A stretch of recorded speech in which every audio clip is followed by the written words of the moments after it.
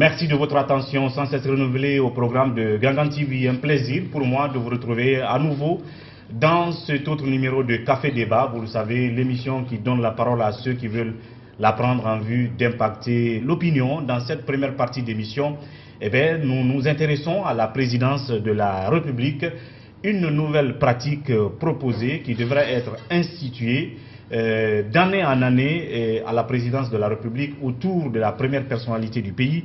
Il s'agit du président de la République. Il s'agit là aussi de ce qu'on appelle le forum de la rentrée présidentielle qui devrait, en chaque début d'année, mettre le président de la République devant les véritables couches ciblées pour le développement de sa vision en vue du développement du pays cette fois-ci. Et quels sont ceux-là qui sont aux manœuvres, qui sont donc à l'origine de cette idée? Il s'agit donc de l'Alliance futuriste, en collaboration bien entendu avec les instances de la présidence de la République. Alliance futuriste dont le président est sur ce plateau, Mohamed Lamine Keïta, un habitué de cette émission, mais évidemment qui a toujours été sur ce plateau comme politicien, comme membre de parti politique, mais cette fois-ci qui vient en tant qu'indépendant et de la société civile, on va dire comme cela. Mohamed Lamine Keïta, bienvenue sur ce plateau. Merci, monsieur Diallo. Merci surtout de la disponibilité. C'est moi qui vous remercie. Entre-temps, je rappelle que dans la deuxième partie de cette émission, on va parler des sujets brûlants d'actualité, notamment les élections communales. Après l'imbroglio de Matoto, en tout cas la présentation de Mamadou Batos Camara comme maire de Matoto, on a l'impression que Bourama Condé met le pied sur l'accélérateur. Avec notre premier invité, Mohamed Lamine Keïta. Première question, Mohamed Lamine Keïta, qu'on connaissait comme d'abord membre de l'UFDG, très acerbe contre la gouvernance, après qui était un peu en conflit avec le parti, mais toujours tourné vers les critiques portées sur la gouvernance d'Alpha Condé, décide aujourd'hui de porter des actions concrètes, mais qui met, on va dire, sur la scène, des actions qui mettent sur la scène Alpha Condé, qui était la cible de vos critiques avant. Qu'est-ce qui a occasionné cette nouvelle orientation? Merci de l'invitation et merci pour cette question qui est très très pertinente. L'homme, c'est l'évolution.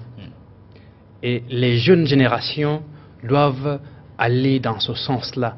Parce qu'on a l'impression, quand on regarde l'échiquier politique guinéen, qu'on est en train de berner les jeunes de jour en jour pour les amener dans la rue et les conséquences, avec toutes les conséquences que nous sommes en train de voir. Parce que si il n'y a pas eu de création de richesse à des niveaux, parce qu'il y a eu peur des investisseurs de venir, c'est parce qu'on a fait descendre aussi les jeunes encore dans les rues. Alors, pour contester, je ne sais quoi.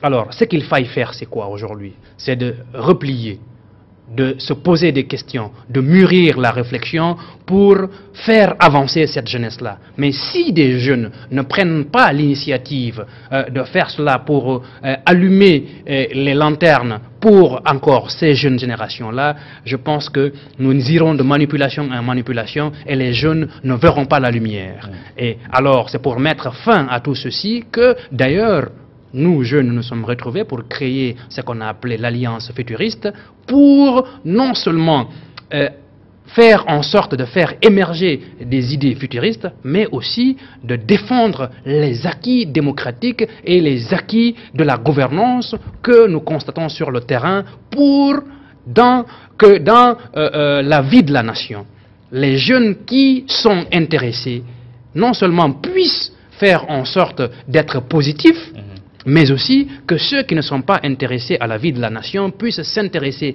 à la vie de la nation dans l'amour de la République. Parce que tout ce que l'on fait dans nos différentes péripéties en termes politiques, en termes d'engagement civique, revient à une seule chose. Alors, cette chose-là, c'est vraiment l'engagement pour le pays. Alors, j'ai comme l'impression que vous procédez à une sorte de prise de conscience, mais Mohamed Lamine Keïta, dans l'UFDG, vous voyez tout en rouge dans la gouvernance Alpha Condé. Est-ce que c'est le parti qui vous aveuglait, qui constituait un mur entre vous et ce que vous pouvez appeler aujourd'hui acquis de la gouvernance Alpha Condé, qui faisait que vous ne voyez rien de tout ça, mais vous peignez tout en noir en ce qui concerne la gouvernance d'Alpha Condé. Aujourd'hui, vous parlez d'acquis. À quel moment vous avez commencé à apercevoir ces acquis-là?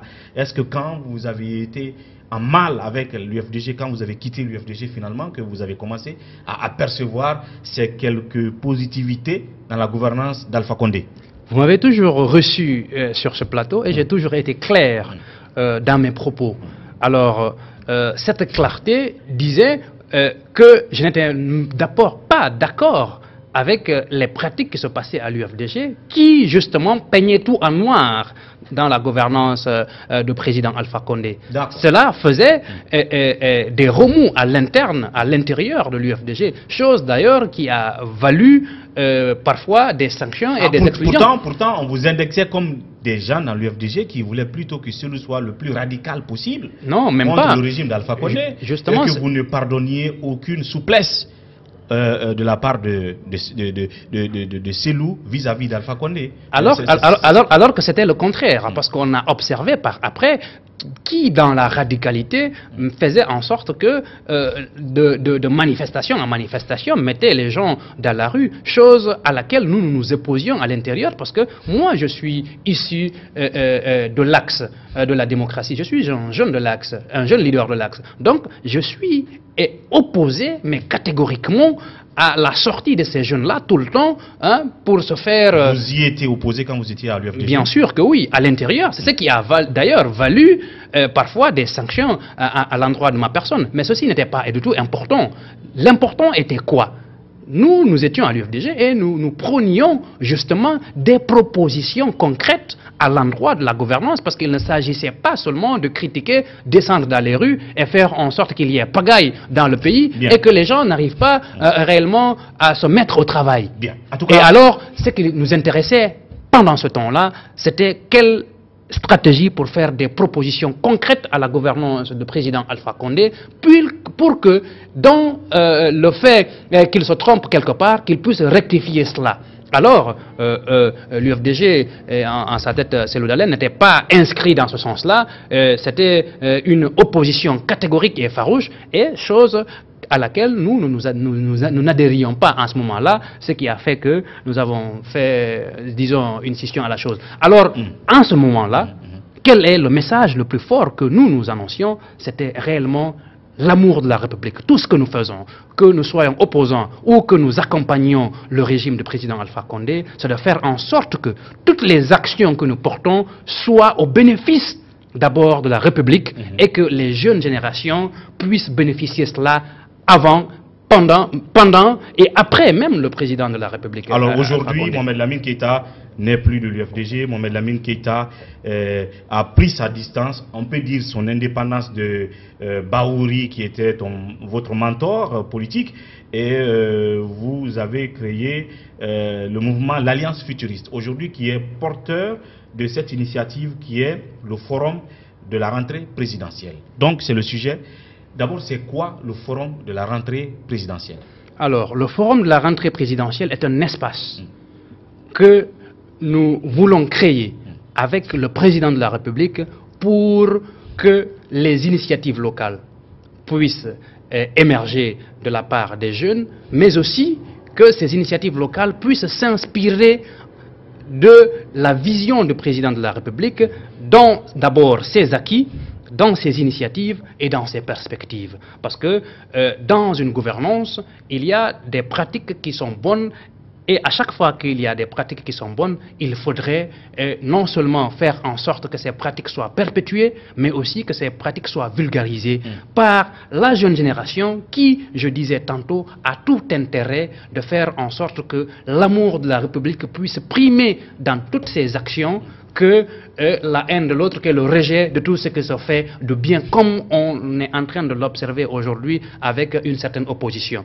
Donc, c'est pour non seulement ouvrir le portail aux jeunes ou aux jeunes générations, mais aussi leur montrer la lumière, de faire en sorte que les actions du président, qui sont de très bonnes actions, puissent être portées par eux-mêmes, les jeunes, et que cela soit vulgarisé, qu'ils s'inspirent aujourd'hui de la vision du président qui ait une vision, comme on le dit, ou si on le veut, qui ait une vision futuriste, et que les jeunes puissent s'inspirer de cela pour faire leur propre projet, pour porter auprès des modèles de réussite que le président aura à garantir dans la création justement de ce que nous avons appelé le triangle de la réussite. Parce que le triangle de la réussite, c'est les jeunes et les femmes qui ont réussi ou qui sont des modèles de réussite d'un côté, les jeunes et les femmes qui sont sur la voie de la réussite mais qui peinent à y arriver, et aussi le président de la République qui garantit la rencontre de ceux-ci. Donc ce trio-là forme ce que nous avons appelé le triangle de la réussite. Et le président de la République, pour une première en Guinée, peut garantir cela. D'ailleurs, je dirais, pour une première en Afrique, peut garantir cela. Le triangle de la réussite, c'est possible que des jeunes et femmes soutiennent d'autres jeunes et femmes et que le président de la République puisse garantir cela. Le forum de la rentrée présidentielle, c'est nouveau, mais plus qu'une idée, vous voulez que cela soit une pratique instituée autour de la présidence de la République. Ce ne sera pas seulement Alpha Condé, mais tout président qui viendrait après lui devra se soumettre à cette pratique-là. Mais l'honneur sera en tout cas à Alpha Condé de l'avoir institué, sans doute, comme il a institué depuis 3 ans maintenant la Semaine nationale de la citoyenneté, comme il a institué d'autres pratiques républicaines. Mais justement, quelle est l'importance de l'idée, la pertinence de l'idée qui puisse convaincre le président à instituer cette pratique-là? Est-ce que vous l'avez déjà rencontré? En vous voyant, est-ce qu'Alpha Condé était content de voir que c'est vous qui portez l'idée, étant donné que vous avez été un moment son opposant? Ou est-ce qu'en réalité, Alpha Condé vous a déjà coopté, et donc il est convaincu de vous avoir coopté, et puis qu'il a accepté l'idée? Le président de la République, le professeur Alpha Condé, ce qu'il faut saluer dans son comportement, c'est le respect qu'il forge pour les uns et les autres. Pour l'être humain, donc, en un mot. Pour l'être humain, en un mot. Surtout pour ceux qui s'investissent pour le devenir de la nation. Alors, une idée de ce genre-là, qu'il sait pertinente et qui pourrait faire en sorte non seulement de le mettre en avant, mais aussi de mettre en avant la jeune génération dans sa conscientisation. Si il salue cela, nous ne pouvons qu'être enchantés. Ah, donc, ça veut dire qu'il y a déjà eu un premier contact avec le président. On a échangé. Présenté l'idée, il a accepté. On a échangé avec le président. Nous lui avons écrit, comme ça se fait traditionnellement. Il a répondu par l'avis favorable pour ce qui est de ce projet de forum de la rentrée présidentielle-là, et il a mis à notre disposition des cadres pour que nous puissions travailler avec eux et de former d'ailleurs une commission mixte d'organisation à laquelle je suis à la tête, j'ai été élu président. Et donc aujourd'hui, le président Alpha Condé, dans l'évolution des choses depuis, est en train de nous épater par sa capacité, disons, à anticiper les choses, à faire en sorte que... Le président Alpha Condé apprécie déjà cette idée, il est partant. Le président Alpha Condé apprécie l'idée, il est partant, c'est pourquoi d'ailleurs il a mis des cadres à notre disposition pour que nous puissions travailler ensemble pour la réussite du projet. Et aujourd'hui, nous avons constitué une commission d'organisation. Nous sommes en phase de faire, disons, la première action pour la deuxième action, disons, pour aller à l'événement. Parce que nous avions déjà fait une conférence de presse. Donc, en parlant du chronogramme, du déroulé, de tout ça, le forum de la rentrée présidentielle va se passer quand? Est-ce que c'est chaque début d'année? Et pour cette première édition, quelle est la période qui est visée, le mois qui est visé? Dans quel cadre ça va se passer? Et dans quel climat? Est-ce qu'un climat de mamaya, comme on a l'habitude de le voir, où le président vient tout simplement égrener ce qu'il a déjà fait et ce qu'il veut faire, où on entend parler d'usines de cacao, d'usines de chewing-gum et tout et tout? Est-ce que c'est un cadre tout simplement structuré, intellectuel, planifié, tout? Bref, comment ça va se passer? Quel sera le contenu? Quels seront les acteurs présents les jours J ou les jours J? Alors, le forum de la rentrée présidentielle, comme je vous ai dit, d'abord dans un premier temps, c'est un espace de rencontre, d'échange, et de travail surtout entre les jeunes qui sont et les femmes qui sont des modèles de réussite et ceux qui sont sur la voie de la réussite. Donc c'est les acteurs qui sont attendus sur le terrain. Les jeunes et les femmes qui sont des modèles de réussite, les jeunes et les femmes qui sont sur la voie de la réussite, c'est-à-dire qui peinent à y arriver encore, et le président de la République qui garantit cette rencontre-là. Chose que nous avons appelée le triangle de la réussite qu'on pourrait former. Et ce jour-là, le rôle du président, c'est de venir décliner sa politique de l'année, parce que c'est la rentrée présidentielle, il ne faudrait pas l'oublier, les acquis par rapport aux années précédentes. J'espère qu'à cette occasion, vous saurez cadrer le président, parce que si vous lui dites de venir décliner sa politique de l'année, ses actions, son agenda donc de l'année, pourvu qu'il ne reparte pas jusqu'en 2010, parce qu'Alpha Condé, c'est quelqu'un qui aime repartir en arrière. J'ai déjà fait ça, j'ai fait ça, et puis voilà. Le président de la République sera la vedette. Parce que ce ne sera pas pour faire son bilan, il sera la vedette, mais pour décliner son plan d'action annuel. Il sera la vedette. Plateau lui est offert pour qu'il puisse dire ce qu'il pense pour le pays, ce qu'il a déjà fait. Alors, dans la défense des acquis de sa gouvernance, il est obligé de revenir sur ce qu'il a déjà fait. C'est en fait, il est obligé de revenir sur ce qu'il a déjà fait. Bien. Parce qu'un bilan, c'est d'abord ce qui a été fait, ce qui est en train d'être fait, les initiatives et les perspectives. Vous l'avez dit, c'est et les perspectives, justement. Et maintenant, dans tout ça, pour avoir rappelé tout ceci, et maintenant, l'une des choses encore les plus importantes maintenant, les perspectives, surtout pour l'année.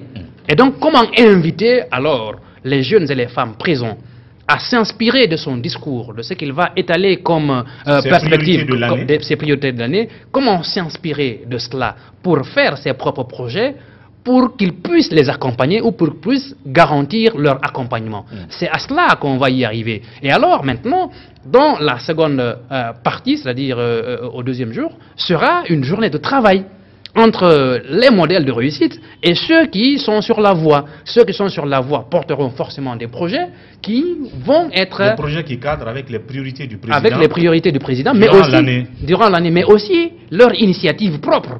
Ils viendront avec leur initiative propre qui, certainement, seront visés par les modèles de réussite qui sont déjà chevronnés là-dedans, qui pourront leur accompagner pédagogiquement, techniquement, et parfois même financièrement, jusqu'à l'aboutissement de leur projet. C'est cela le plus important, parce que par après, il y aura ce que nous allons appeler le suivi et l'évaluation des différents projets qui ont été présentés, et voir comment faire en sorte que tout ceci puisse être réellement bien porté par la jeunesse, qui va être ambassadeur, en fait, ambassadrice du moins, de tout ce qu'ils ont acquis comme expérience durant le forum, auprès des autres dans les différents quartiers, dans les différents même villages. On ira jusque-là. Et alors, le plus important dans tout ça, c'est quoi? Les initiatives locales, les initiatives présidentielles, les acquis de la gouvernance, les perspectives, comment faire en sorte que tout ceci cadre dans un environnement où nous serons des acteurs, nous serons des porteurs de projets pour que tout ce que nous faisons soit fait dans l'amour de la patrie, au bénéfice des populations à la base. Et donc ça doit se passer quand, ou dans quelle, brièvement, atmosphère de sérénité, sans pagaille, sans mamaya, la date ou les dates? Alors, pour marquer le processus, nous avons organisé une conférence de presse le 24 décembre dernier au Novotel pour annoncer les couleurs du forum.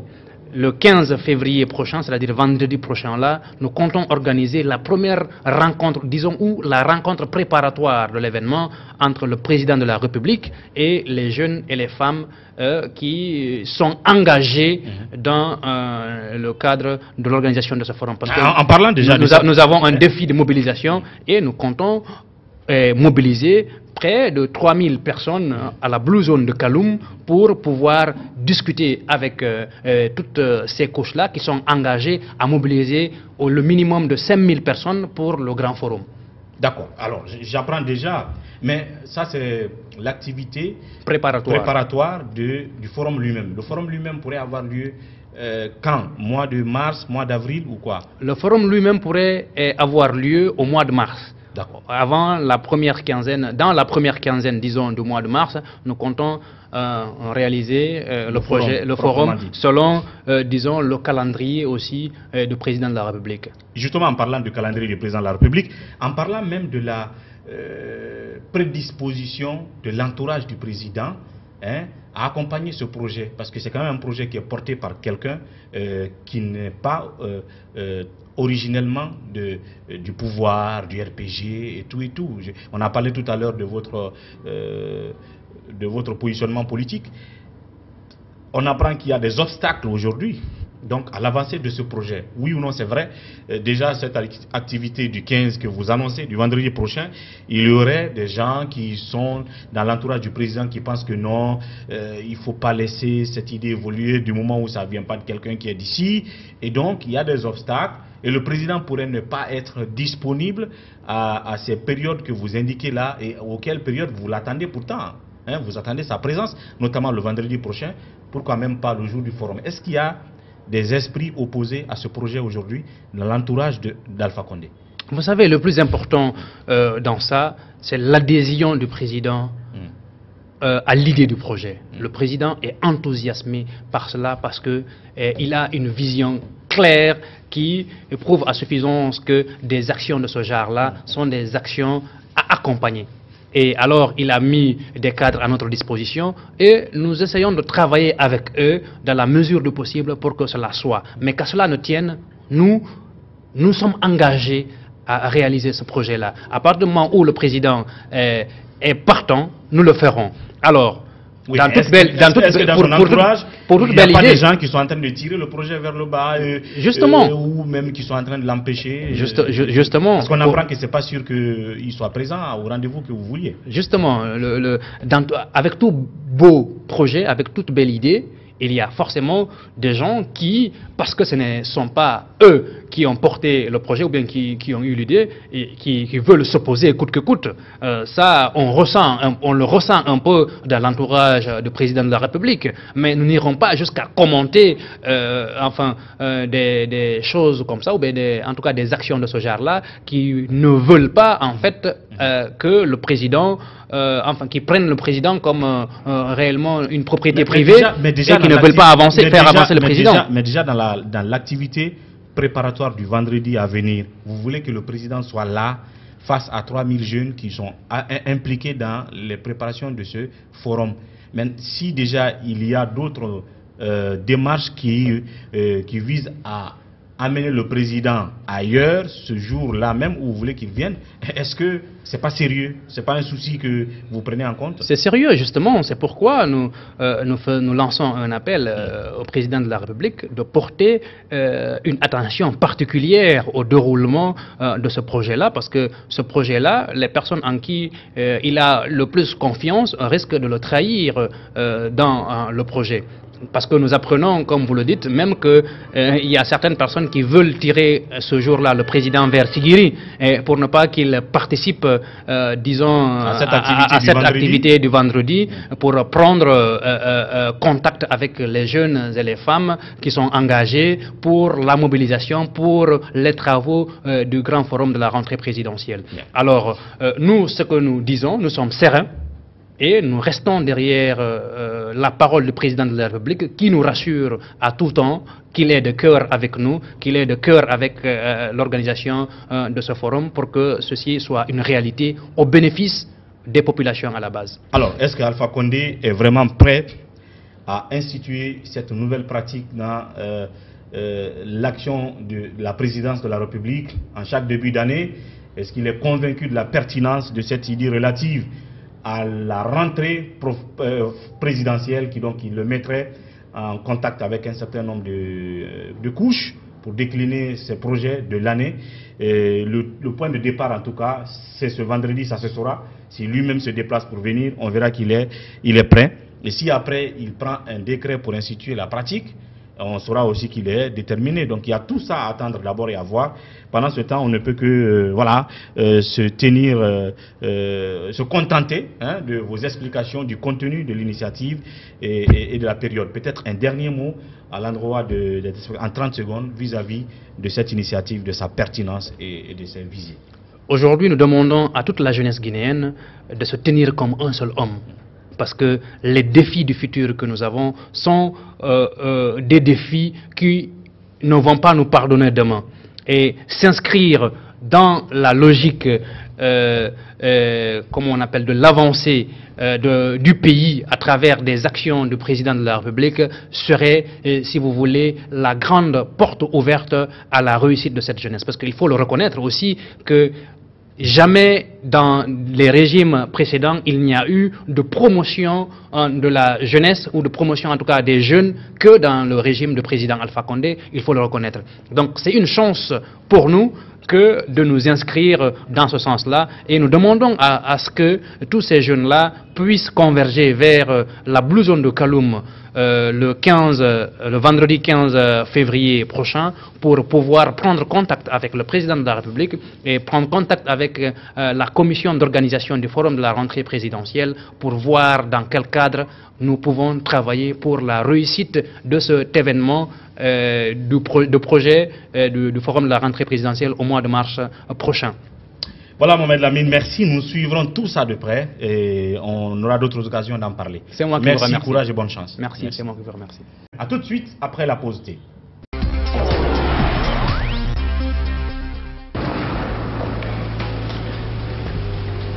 Il existe des choses qui nous donnent la force et l'audace d'aller au-delà de notre imagination. Le thé Akbar. Le thé Akbar est fabriqué en utilisant uniquement les feuilles soigneusement sélectionnées en provenance de Ceylon. La qualité du thé Akbar a été évaluée selon les normes les plus strictes par des experts en dégustation qui se sont appuyés sur près d'un siècle d'expertise dans ce domaine. Premier producteur de thé, vous pouvez faire confiance à la famille Akbar pour vous garantir votre santé. Seule la meilleure tasse de thé peut vous procurer de la fraîcheur.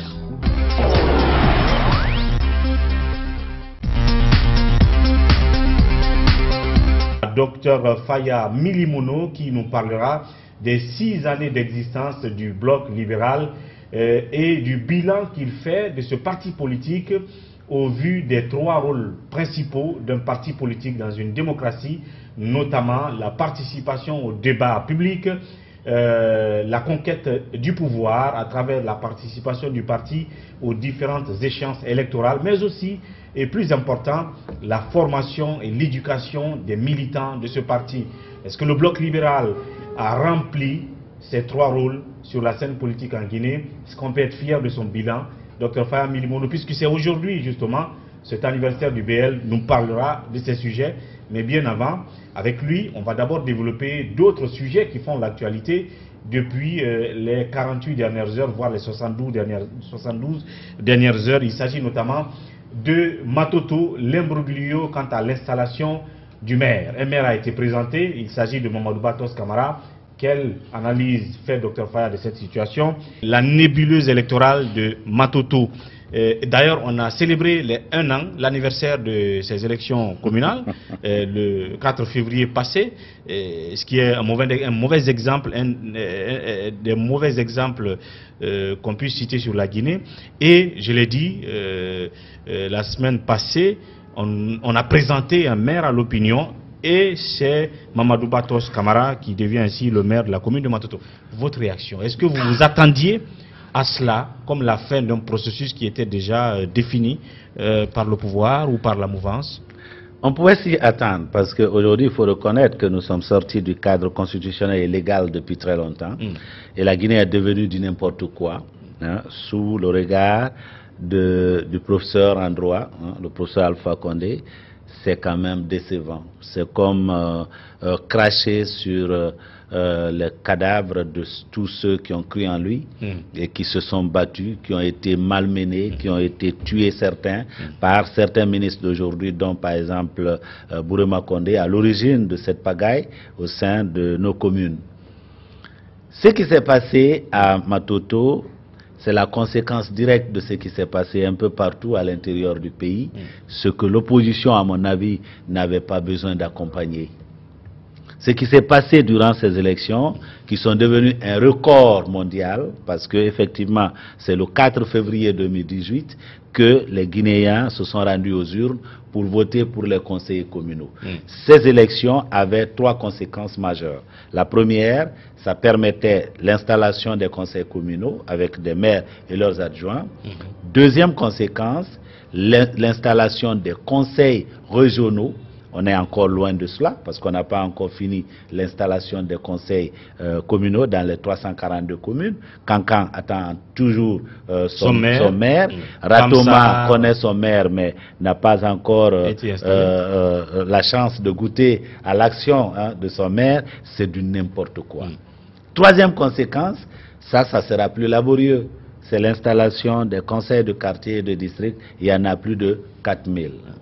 Alors, si les Guinéens se rappellent, en 2016, le BL a fait l'objet de beaucoup d'attaques personnelles. On a traîné dans la boue son président, le parti, parce que simplement, nous nous opposions à du n'importe quoi dans notre pays. Quand il s'est agi de ce fameux accord avec le point 2, on avait créé le front, il y a eu beaucoup de Guinéens qui s'étaient exprimés, on n'a pas entendu. Ces fameux députés nous ont produit une loi qui est aujourd'hui en train de conduire le pays vraiment dans la boue.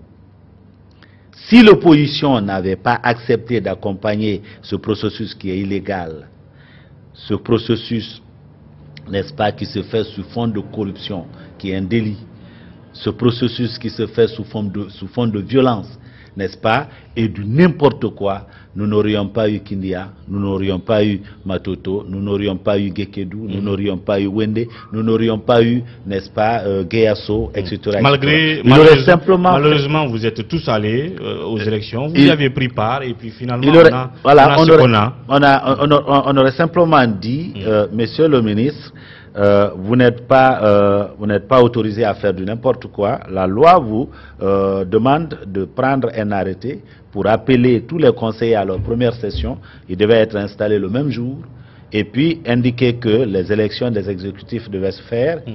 Si vous êtes prêts à respecter la loi, eh bien, nous serons là. Sinon, nous invitons tous nos élus sur l'étendue du territoire national à ne pas participer à un processus que nous savons illégal. C'est ce que toute l'opposition aurait dû faire. Si l'opposition l'avait fait, je crois qu'on n'aurait pas eu Matoto. Collectivement, je crois que l'opposition aurait contrôlé aujourd'hui incontestablement une majorité écrasante des communes à travers le pays. Même là où le RPG s'était octroyé une majorité artificielle avec l'aide des sous-préfets, des préfets, des policiers, des gendarmes, etc., etc., et même de la CENI au niveau local.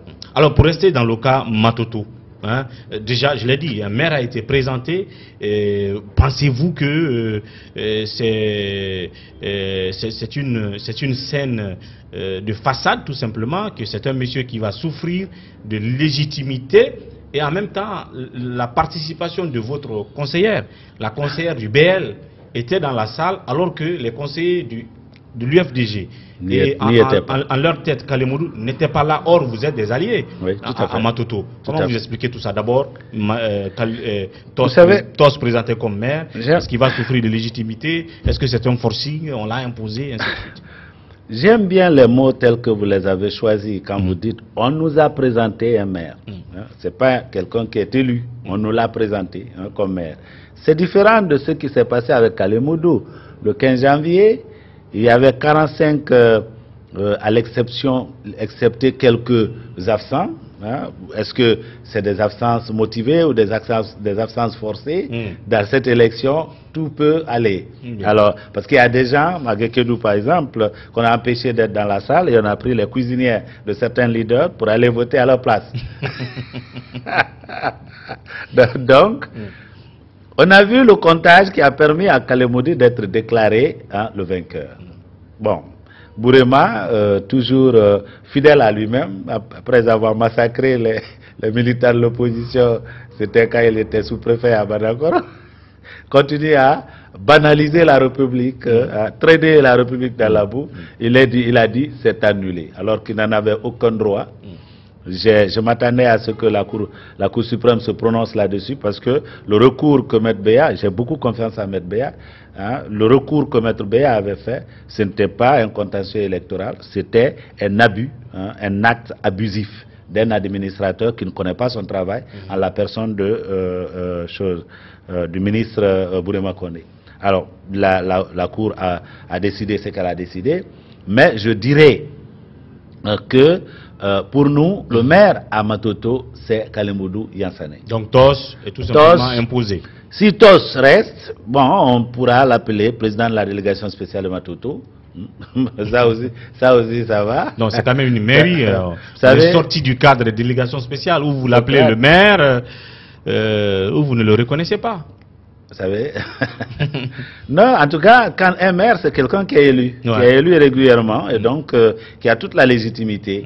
Mais quand on est choisi n'importe comment, comme TOS, et il l'accepte, eh bien, il acceptera du côté du BL, qu'on l'appelle président de la délégation spéciale. Bien. Eh bien, il peut continuer à se jouer des fonds publics, comme d'autres l'ont fait par le passé, etc., etc. Mais devant le tribunal de l'histoire, il sera aussi condamné que le président Alpha Condé, que bien d'autres qui sont en train aujourd'hui de faire du n'importe quoi dans cette République. Je l'ai dit, quand même, l'UFDG a décidé de ne pas venir. Est-ce que vous avez compris la démarche de l'UFDG de ne pas venir siéger? Ça, c'est un. Deuxièmement, malgré que l'UFDG est votre allié à Matoto, votre conseillère, la seule que vous avez à Matoto, était censée voter pour Kalemoudou. J'imagine qu'elle l'a fait pour la première fois, sauf qu'elle était là dans la salle pour cette deuxième fois, cette reprise, mais l'UFDG n'était pas là. Non. La démarche d'abord de l'UFDG de ne pas venir, d'observer la chaise vide. Je ne juge pas de la pertinence ou non de la décision prise par l'UFDG. C'est un parti très grand, dirigé par des gens suffisamment mûrs, qui connaissent bien le processus. Ils ne sont pas étonnés de ce qui se passe à Matoto, parce que El Hadj aussi avait été Premier ministre. À un moment donné, il y a eu des élections locales. Bien. Ça veut dire qu'ils en savent, quoi. C'est la Guinée au passé. Ils en savent quelque chose. Bon, donc je ne juge pas de la pertinence ou pas de la décision prise par l'UFDG. En fait, pour nous, la décision prise par notre élu, c'était une décision à son niveau, parce que nous n'avons pas à imposer quoi que ce soit à nos élus. Quand ils sont élus, en Guinée, les mandats ne sont pas impératifs. Un mandat impératif, c'est un mandat qui est donné à une structure. Lorsqu'il y a des missions, cette structure-là choisit un autre. Mais les mandats en Guinée, une fois que vous êtes élu, eh bien, vous devenez un élu du peuple. Vous agissez, vous êtes supposé agir dans l'intérêt de la population. Alors, lorsque nous nous sommes battus au sein de l'opposition républicaine pour que nous sortions, n'est-ce pas, de ce processus qui est illégal, qui est en train de nous offrir l'horreur, etc., n'ont pas été entendus. En réalité, le BL, quoi qu'ayant encore des élus qui devaient prendre part à cela, n'était pas très intéressé par ce qui se passait. D'ailleurs, c'est après l'installation ou après la présentation de TOS comme le maire que j'ai parlé avec l'élu du BL qui m'a confirmé, était dans la salle et qui m'a décrit un peu quelle était l'atmosphère et tout ça. Comment ça se fait qu'elle est dans la salle? Selon l'explication, ces alliés de l'UFDG ne sont pas venus. Selon l'explication, il y a eu une incompréhension avec l'UFDG, et que lorsque l'invitation a été faite, le débat avait eu lieu. Pour les uns, il fallait être là, pour les autres, il ne fallait pas être là, bon, etc., etc. Elle était confuse quand elle est arrivée à la municipalité. Elle n'était pas encore sûre si la décision finale c'était de participer ou ne pas participer. Alors, elle a confié, parce qu'elle n'était plus autorisée. On devait introniser M. Camara. Seuls les Camara acceptent des choses comme ça, et les Diallo. Ça, c'est une parenthèse. Donc, c'est là qu'on va peut-être arrêter ce sujet. Puisque ça vise maintenant les Diallo et tout. Et les Camara. Donc, ainsi, votre conseillère va rentrer dans la salle. mais pas pour sans doute voter pour TOS, mais en tout cas pour être témoin. Vous dites qu'elle a été témoin d'un certain nombre de choses, parce qu'on a évoqué le principe de quorum. Les gens de, en tout cas TOS et sa suite, ont dit que le quorum a été atteint. Il n'y avait pas de quorum. Et donc, il fallait passer au vote. Votre conseillère était dans la salle, elle a compté combien de personnes? Il y avait 21 personnes dans la salle. 21 personnes, hein, des personnes en chair et en os. C'était là au nombre de 21. Alors qu'il faut plus. Il y a 45 sur le conseil, donc il y avait 21 personnes. Hein.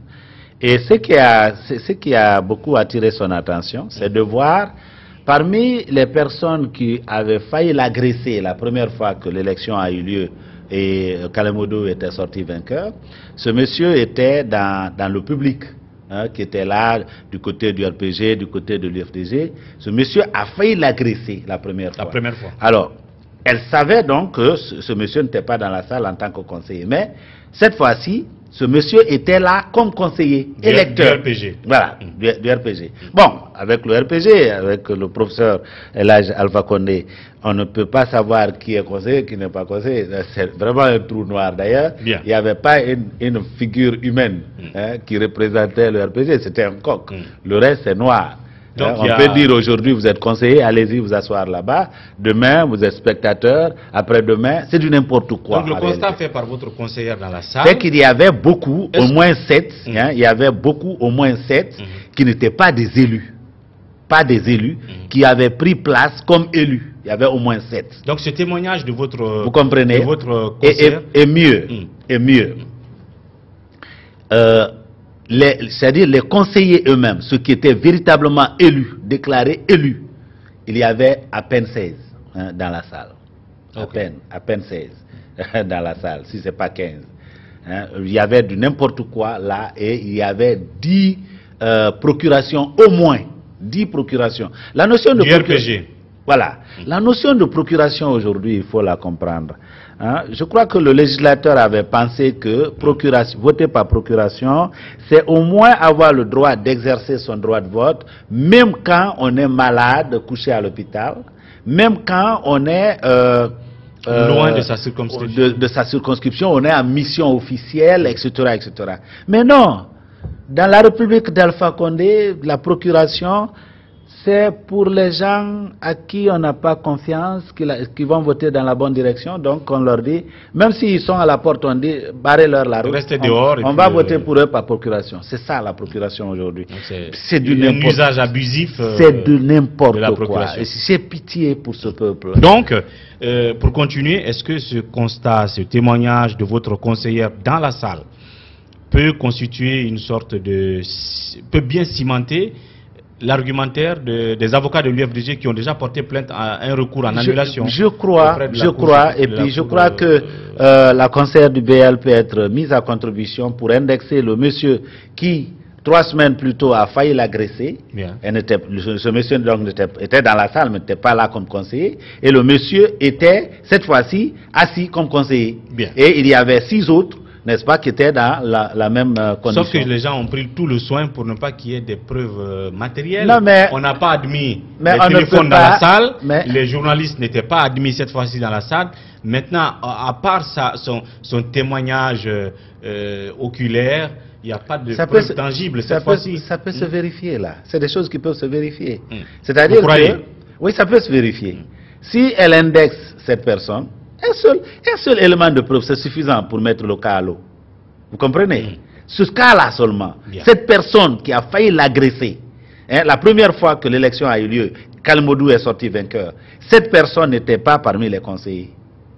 Maintenant, la personne était assise comme conseiller. Puisqu'on connaît, c'est quand même des choses officielles là, à moins que Kébé avec son administration locale rentre comme elle est toujours dans la confusion. Non, Kébé n'a absolument rien à voir avec ça. Non, mais attention, attention. Faut quand même pas... Non, mais attention. Il ne faut pas mélanger les pinceaux. Attention. Ce que je suis en train de dire, c'est quoi? C'est qu'on a présenté des candidats. Donc chaque parti a une liste. S'il y a 45... Auprès de la CENI. Chaque parti a une liste. Donc, avec les visages et tout. Justement, avec des photos. Donc, c'est des choses qui sont vérifiables. Traçables. Ouais, à moins qu'on prenne soin de tout brûler, comme on a brûlé les ordinateurs entre les 2 tours. Bien. Mais on va parler cette fois-ci du bloc libéral, qui a 6 ans aujourd'hui. ce parti politique qui est créé en 2013. Et aujourd'hui, il faut faire le bilan sur la base des 3 principaux rôles qu'on attend d'un parti politique. Sa participation au débat public, sa participation à la conquête du pouvoir et la formation des militants. Est-ce que vous êtes fier du bilan de votre parti sur ces 3 aspects-là? D'abord, vous me permettrez de m'acquitter d'un devoir, dire à tous les militants, toutes les militantes, tous les sympathisants, toutes les sympathisantes du Bloc libéral, joyeux anniversaire. Le chemin, il est certes long, caillouteux, mais nous allons y arriver. La rupture, elle est à portée de main. 2020, nous prendrons notre pays pour le mettre sur le chemin de développement. La justice sera guinéenne.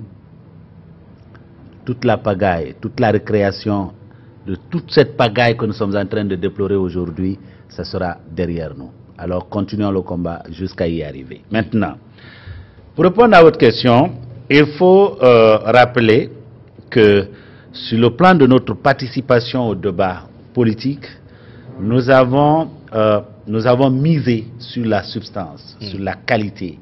Le BL, en tout cas tous les téléspectateurs qui nous écoutent peuvent être des témoins. Nous ne sommes pas des gens qui versent dans le sensationnalisme, dans les injures, dans l'ethnisation, l'insolence, etc., etc. Nous pouvons faire passer notre mot en étant calme, avec le sourire aux lèvres. Nous l'avons toujours fait. Nous avons fait appel, n'est-ce pas, à la responsabilité des uns et des autres. Prenez l'exemple des jeunes gens. Ils sont nombreux. Mais, voyez-vous, quand quelque chose est sensationnel, ça attire beaucoup plus l'attention que ce qui est constructif.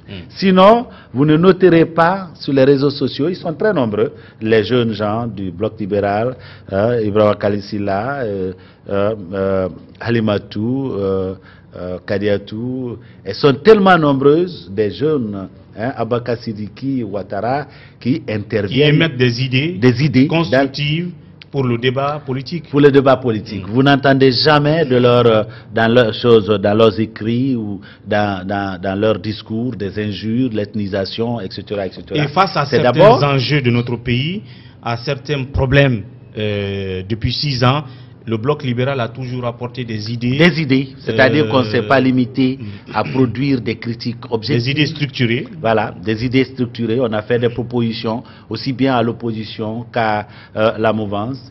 Nous nous sommes comportés réellement en personnes responsables qui pensent réellement, qui ont le souci de voir la Guinée être comme toutes les grandes nations de ce monde. C'est cela qui a toujours été... Entre autres idées constructives, on peut en citer. À un moment donné, on vous a vu défendre le projet d'état des généraux des partis politiques, de l'opposition, on va dire. Justement. Et puis, en termes de propositions à la mouvance, vous avez eu aussi... À un moment donné, nous avons demandé au président, écoutez, lorsqu'il va toujours chercher l'argent dans les poches du contribuable, qui est devenu très très pauvre aujourd'hui dans notre pays, on lui a dit, monsieur le président, votre budget c'est trop. Écoutez, et puis votre gouvernement est trop vorace. On a fait des propositions concrètes. On n'a pas besoin, n'est-ce pas, de tout ce gaspillage. Ouattara, qui est aujourd'hui le président, même si lui aussi il a commencé à déraper en disant maintenant qu'il a le droit, en vertu de la nouvelle constitution, de se représenter. Ce monsieur est venu, c'est en ce moment-là que j'ai commencé à le respecter. Quand il est venu Premier ministre de la Côte d'Ivoire, il a trouvé un pays en lambeaux, économiquement affaissé, la xénophobie en développement, etc. Il a dit aux Ivoiriens, il faut, quand il y a des grands mots, il faut prendre de grandes solutions. Il a dit qu'il faut mettre aux enchères une bonne partie du parc automobile de l'État ivoirien et qu'il faut que l'État ivoirien commence à comprendre qu'il ne peut pas dépenser ce qu'il n'a pas. Alors il a depuis inscrit tout le monde à l'école de la responsabilité. Voici autant d'exemples que nous avons glanés ça et là à travers le monde pour les proposer au président Alaï. Mais rien de tout cela n'a été pris en compte. Bien. Nous n'avons pas fait que critiquer. C'est vrai, nous sommes ceux qui critiquons de manière acerbe la gouvernance du professeur Alpha Condé, mais nous le faisons objectivement. Bien. Et en plus, ce qui est encore mieux, nous faisons des propositions. mais c'est toujours regardé de haut et on continue à nous déclarer les Chinois qui sont morts. Donc, et on continue à nous déclarer au regard de ce premier rôle de participation au débat politique, depuis 6 ans, le BL, je veux dire, remplit pleinement ce rôle. Vous en êtes fier? Tout à fait. C'est d'ailleurs, le peuple l'a dit, hein, à un moment donné. Je ne le fais pas parce que je suis le président du Bloc libéral. À un moment donné, c'était en 2016. Le peuple de Guinée, à travers un sondage, a dit le meilleur politicien de l'année, c'est Dr Faye Amélie-Mounou. En 2016. Et c'était devant Koro, le président, et Koto, le chef de file de l'opposition. Bien. Comprenez? Tout ça pour dire qu'on ne se lance pas des fleurs. Hein, c'est simplement ce qui est en phase avec la perception, hein, des citoyens, des populations guinéennes. Voilà. Et donc sur le deuxième rôle, le deuxième axe, c'est-à-dire la participation du parti à la conquête du pouvoir. Vous avez été de combien d'élections jusque-là en 6 ans? Depuis que nous avons été légalisés, il y a eu 3 élections qui ont été organisées dans notre pays. Nous n'avons pas participé à la première, nous venons juste d'être légalisés. Notamment les élections législatives de 2013. Mais il y avait aussi une opportunité, hein, qui se présentait là pour sortir la Guinée de l'entonnoir des élections, pour la libérer et permettre, n'est-ce pas, que les élections se tiennent le même jour, qu'elles soient les locales, qu'elles soient les législatives, qu'elles soient les présidentielles, pour qu'en 4 ans, on mette les Guinéens au travail, on crée des opportunités pour les jeunes Guinéens, au lieu de les laisser mourir dans le désert, au lieu de les laisser mourir dans la Méditerranée, au lieu de faire d'eux des esclaves dans les pays asiatiques. Hein. On a suivi ce scandale en Libye où les Africains noirs, dont aujourd'hui la Guinée détient le nombre le plus important parmi les migrants. C'est un record que nous continuons à battre d'année en année. Cette année encore, le pays d'où provient le plus grand nombre de migrants, c'est encore malheureusement le pays de la bauxite, le pays du fer, le pays de choses, comment on appelle ça, du pétrole, etc. Le pays de Alpha Condé, de Lansana Condé, Lansana Conté et puis de Sékou Touré. Donc le BL n'aura participé qu'à 2 élections, oui, c'est-à-dire la présidentielle de 2015 et les communales.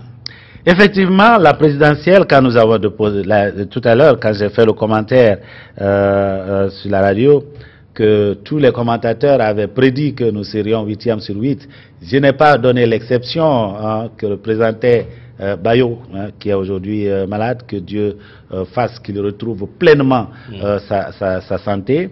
Le seul qui avait dit le BL peut surprendre les Guinéens. Et ça s'est montré exactement comme ça.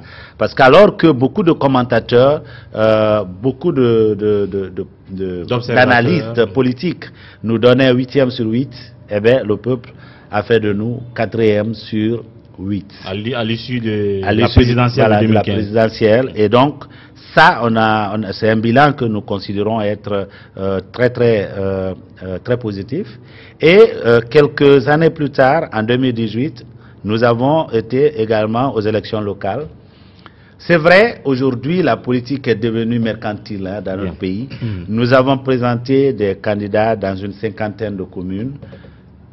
Mais nous avons maintenu malgré tout la place de 4e, hein, force politique en termes de nombre d'élus, malgré que le nombre de communes dans lesquelles on avait présenté les candidats était minime par rapport à celui des partis que nous avons dépassé en nombre d'élus. Ce qui, encore une fois, a montré que le message du Bloc libéral est en train d'être accepté par la population guinéenne. Du sud au nord, de l'est à l'ouest, on a aujourd'hui la fierté de compter une vice-maire, n'est-ce pas, à Timbitouni, ça c'est au cœur du Fouta. Elle s'appelle Kadiatou Ba. Sur ce plan-là aussi, vous êtes fiers du bilan du BL? Sur ce plan-là, nous sommes fiers du bilan du Bloc libéral parce que à l'interne, n'est-ce pas, des données, quand nous les analysons, nous comprenons tout le progrès que le BL a fait entre la présidentielle de 2015 et les communales de 2018. Nous prenons l'exemple de Kissidougou pour nous arrêter là-dessus. Le nombre de voix que le candidat au présidentiel avait du BL en en 2015, c'était 2000 et quelques voix. Eh bien, pour ces communales, alors que nous n'avions pas présenté des listes dans toutes les communes rurales de Kissidougou, nous nous sommes retrouvés avec plus de 10 000 voix. Hein. Voilà. Ce qui veut dire que le message du Bloc libéral est en train de passer et le BL est en train de s'affirmer de jour en jour comme la seule alternative, n'est-ce pas, crédible à la gouvernance décadente que nous sommes en train de vivre depuis pratiquement un siècle. Donc, le deuxième rôle d'un parti politique, conquérir, ou bien un des trois rôles, conquérir le pouvoir, ça veut dire que le BL, depuis sa création, n'a pas été un parti satellite qui s'est toujours allié aux autres pour les suivre. Vous êtes allé vous-même vers les pouvoirs locaux, vers la présidentielle. Donc vous avez été candidat en 2015 et vous avez sorti des candidats pour les communales. En termes d'ambition dans cette conquête du pouvoir, les législatives arrivent encore. Ça veut dire que vous aurez des candidats aux législatives qu'on est en train de préparer et en 2020 vous serez candidat. Pour l'instant, je préfère ne pas m'aventurer sur cette question parce que mon parti va décider de ce que nous allons faire durant les législatives. Parce qu'aujourd'hui, l'exemple de Matoto prouve que ça sera du n'importe quoi si on va aux élections en ayant... En tout cas, l'ambition est là. L'ambition est là et le poids est là. Hein. Les Guinéens sont avec nous. Ça, nous le savons. Mais... faut-il aussi participer à du n'importe quoi, comme ce que nous sommes en train de voir à Matoto où on vient nous dire, bon, voici le maire. Bien, on verra bien. Troisième rôle, le dernier, c'est la formation. Un parti politique aussi, c'est la formation et l'éducation des militants. Voilà la chose qui a le plus manqué à la vie des partis politiques en Guinée. Après 6 ans d'existence, est-ce que votre parti a rempli aussi ce rôle-là? Est-ce que vous avez des militants éduqués, des militants civilisés? Déjà, à partir du premier rôle, c'est-à-dire la participation au débat, et notre participation qui a toujours été agréable, hein, les Guinéens ont toujours eu le plaisir d'entendre, n'est-ce pas, les communicants du BL, parce que on n'est pas là pour insulter quelqu'un, on n'est pas là pour calomnier quelqu'un, on n'est pas là pour appeler à quelqu'un son origine ethnique, on n'est pas là pour appeler à quelqu'un son origine régionale, on n'est pas là pour appeler à quelqu'un tout cela. À la formation, est-ce qu'elle est une réalité? C'est la formation qui a donné lieu à tout cela. Est-ce qu'il y a des séances de formation? Bien entendu. Encore, la toute dernière, c'était le samedi dernier. J'ai pris 4 heures avec les parrains du BL, les commissaires politiques. Les commissaires politiques au sein du Bloc libéral, ce sont des ressortissants. Par exemple, vous êtes ressortissant de l'AB, vous êtes dans le parti, hein, vous connaissez l'AB, vous êtes le commissaire politique de l'AB. Alors, c'est par vous que nous apprenons, c'est vous qui maintenez le contact, c'est vous qui assurez le suivi, n'est-ce pas, avec toutes nos structures à l'AB. Les parrains au sein du Bloc libéral, par exemple, lorsque vous prenez une sous-préfecture comme Yembéren, hein, un membre du BL qui se trouve de Yembéren, n'est-ce pas, en devient le parrain de Yembéren et travaille à faire promouvoir les idéaux du parti dans sa sous-préfecture, qu'il soit en visite privée ou à n'importe quelle occasion, à travers des amis, etc., etc. Donc, ces deux groupes qui sont essentiels dans le parti. Hier, le samedi dernier, j'ai passé 4 heures avec eux au siège pour non seulement les former à leur rôle, mais également les former au comportement, aux attitudes qu'ils doivent toujours adopter par rapport à la République, par rapport à nos lois, par rapport à nos concitoyens, etc., etc. On n'est pas des ennemis, nous le répétons, même si de temps en temps, Alpha nous appelle des ennemis, il l'a dit il n'y a pas longtemps, je ne sais pas à quelle occasion d'ailleurs, il dit l'opposition, c'est des ennemis. Non, non, monsieur le Président, nous ne sommes pas vos ennemis. Donc, en tout cas, nous, vous n'êtes pas notre ennemi, nous sommes votre adversaire parce que vous êtes en train d'amener ce pays à devenir du n'importe quoi. Voilà, donc la formation aussi a été une réalité au BL, ça veut dire que vous avez rempli pleinement ces 3 rôles. Bilan donc luisant, et l'anniversaire, vous allez le célébrer aujourd'hui, vous avez dit sobrement à votre siège. J'allais dire que vous l'avez célébré, puisque en ce moment nous enregistrons avant l'heure de la célébration, qui est prévue pour 15 h aujourd'hui. Donc vous allez le faire sobrement à votre siège précisément à Yembéa. Voilà. Donc Un mot donc aux téléspectateurs en 1 minute. Oui, en 1 minute, je dis, c'est l'anniversaire donc du Bloc libéral aujourd'hui. Nous voulons que vous prêtiez attention à ce que nous sommes en train de dire. C'est vrai, l'ethnie domine encore le débat dans notre pays.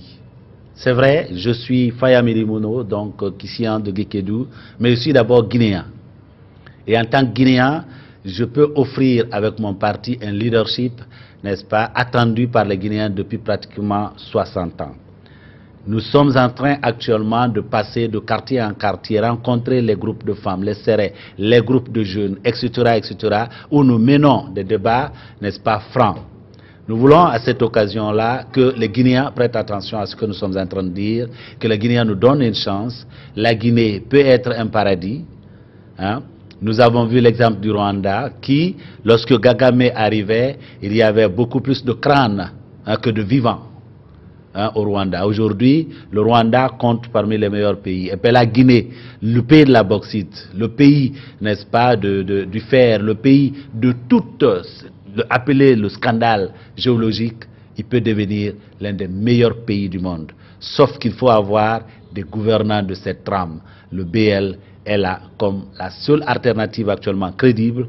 Il faut travailler, n'est-ce pas, au-delà de toute considération régionaliste et ethnique pour que nous nous donnions la chance d'avoir un pays qui sera envié par le monde entier.